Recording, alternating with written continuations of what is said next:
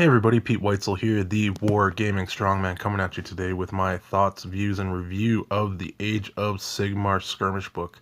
So overall, it's a very short book, 40-some pages. It's really nicely laid out. Everything's very straightforward. No real hidden language. I mean, there's not much to hide in the little bit they put out. The book does start going into some background fluff into Age of Sigmar, into Sigmar himself, the reasoning and all the different realms that they talk about, which is nice. It'll help people out who are brand new to the game and don't really have all the background story and all that. It's a nice little condensed version of it all that you kind of got in the starter box. So it's another good way to get into the game. But moving on to specifically what this book is about. Everything seems to take place in the city of Shadespire.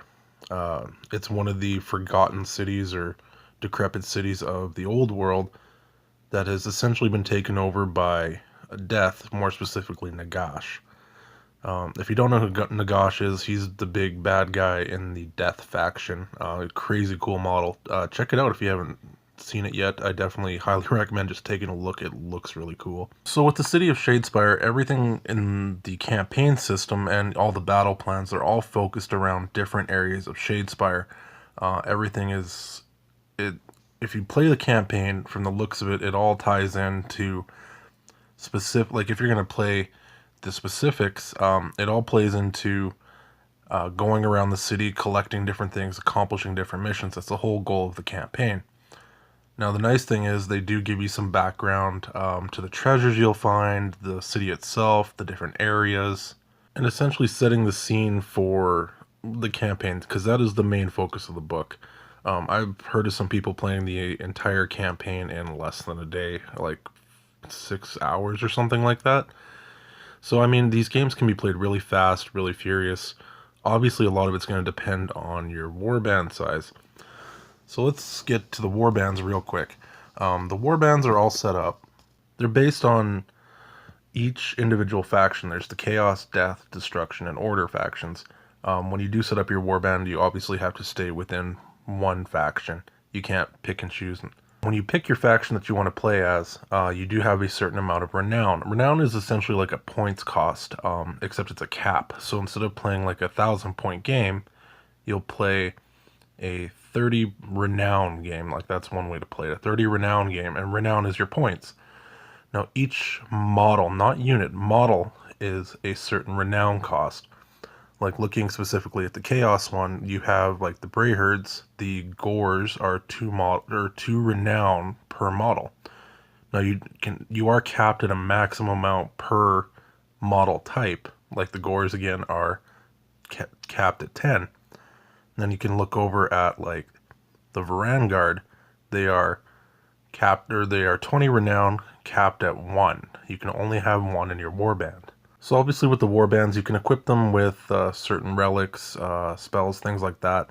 There is a handy dandy little guide in the very back of the book that you can use to keep track of everything. You put down your player name, your allegiance, your general renown cost, so it's your total renown cost of the army, the command abilities, artifacts of power, the rewards of battle, your magic spells, which are specific to this game. I believe a lot of them are. You can write down your war scrolls, your number of models, and your renown cost.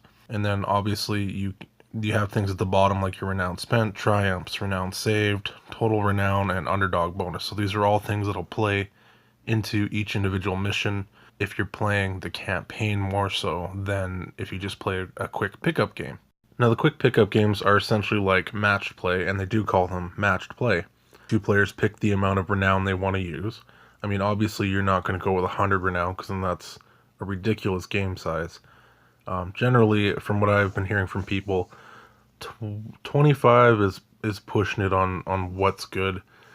Generally, 30 to 35, what I've been hearing, is a good, nice number to work with to play. So with the match play, you can essentially, like, it's just picking up any of the battle plans, picking them up, setting them up, and playing them. Now, if you want to play the campaign, they are all done in a specific order, and everything carries over to your next game. Whether a model is slain, or if you you essentially get more renown for whether it's a major victory, minor victory, or a loss, or a draw. And everything you do in the campaign will affect you in the next game. So it's a nice little build system, and you kind of have to pay attention to more, if you want to play the campaign well, is paying attention to a lot of synergy within your little skirmish band, or whatever it is you want to call it. So from the look of it, it's very narrative driven, and I really like that. Even the individual battle plans, they're very narrative driven. But each of the battle plans is set in a different area of Shadespire. So they all have different goals, different victories, conditions, and all that based on the point of being in that area of Shadespire. So it's a nice little touch that they all kept it in within one area. I still stand by the fact that this definitely reminds me of Shadow War Armageddon. This is essentially the Age of Sigmar version of Shadow Wars. Going through the book and comparing the two, like obviously Shadow War is, there's a lot more rules, there's a lot more options and things like that, because it is for a bigger rule set. But it's very much the same concept. There's a campaign, you're playing with smaller model count, smaller everything. You're just scaling down the game. But everything looks really good. I got no complaints about what I'm seeing in the book. It's definitely something worth the $12. Go and pick it up. Well, $12 Canadian. Go pick it up, go have a look, have a read, play the game. It looks awesome. If you love narrative games, this is not a competitive rule set, not a competitive battle plan set. It's very narrative. Have fun with it, guys. I'm really glad I picked this up. It's a great buy. So that's my quick thoughts, my quick overview, quick review of the book. So I will talk to you guys later.